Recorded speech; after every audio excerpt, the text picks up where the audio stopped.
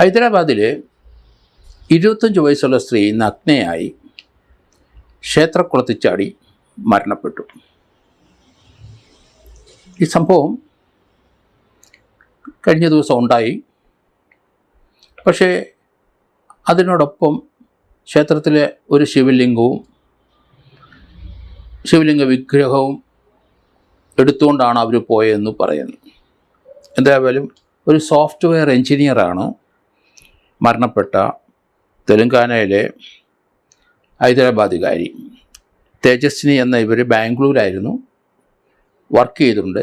അടുത്ത കാലത്ത് അവർ ഹൈദരാബാദിൽ വന്നു. അമ്മയുടെ ഒപ്പം താമസിക്കുകയായിരുന്നു. അമ്മ ഡൈവോഴ്സിയാണ്. അമ്മയും മകളും മാത്രം ആ വീട്ടിൽ താമസം.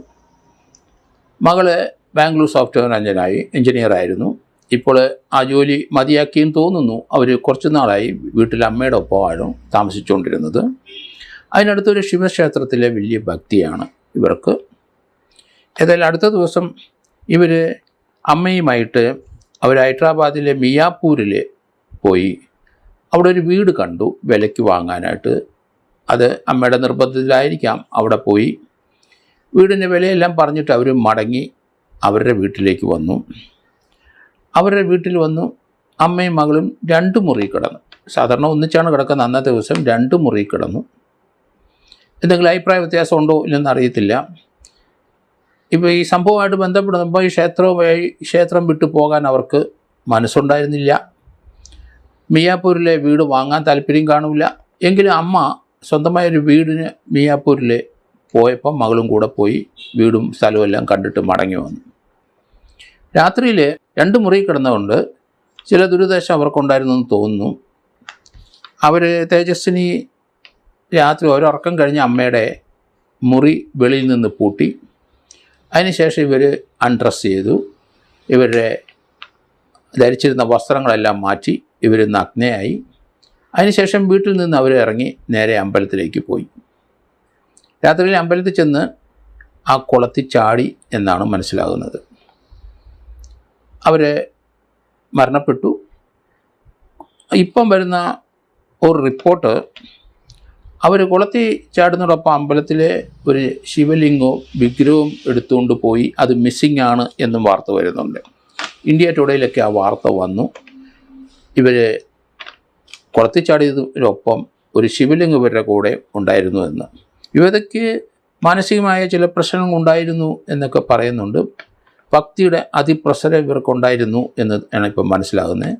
അതുകൊണ്ടാണ് ഇവർ ആ ശിവലിംഗ വിഗ്രഹവും എടുത്ത് ആ അമ്പലക്കുളത്തിൽ ചാടിയത്. പക്ഷേ അത് വീട്ടിൽ നിന്ന് വരുന്നത് അവർ നഗ്നയായിട്ടാണ് വന്നത്.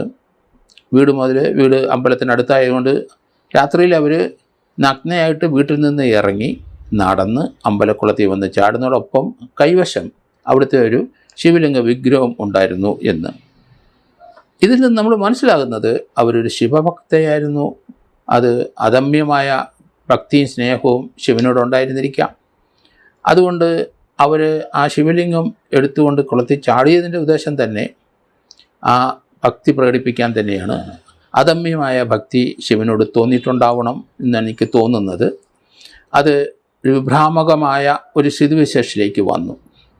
അവർക്ക് സ്വർഗരാജ്യം അല്ലെങ്കിൽ സായുജ്യം അടയും എന്നവർ ചിന്തിച്ചിട്ടുണ്ടായിരിക്കാം. ശിവഭക്തയാണ് എന്നാണ് ഇപ്പം മനസ്സിലാകുന്നത്. അതുകൊണ്ടാണ് ഈ രീതിയിലൊരു പ്രവൃത്തി അവരുടെ ഭാഗത്തുനിന്നുണ്ടായത്. അമ്പലത്തിൽ നിന്ന് മാറിയ ഒരു പുതിയ വീടിനോടും ചിലപ്പം അവർക്ക് വാങ്ങുന്നതിനോടും അവർക്ക് യോജിപ്പുണ്ടായിരിക്കത്തില്ല. പക്ഷേ അമ്മ മാത്രമേ ഉള്ളൂ. അമ്മ ഒരു ഡൈവേഴ്സിയാണ്. ഇവർക്കിപ്പോൾ 25 വയസ്സുണ്ട് തേജസ്വിനിക്ക്. ഏതായാലും ഈ വാർത്തകൾ ഇപ്പോൾ പുറത്തേക്ക് വന്നുകൊണ്ടിരിക്കുന്നു. ബാക്കി വിവരങ്ങൾ മനസ്സിലായില്ല. എങ്കിലും പൊതുവെ അവർക്ക് ചില മാനസിക പ്രശ്നങ്ങളുണ്ടായിരുന്നു എന്നൊരു ധാരണ അല്ലെങ്കിൽ അങ്ങനെ ചില വാർത്തകളൊക്കെ വരുന്നുണ്ട്.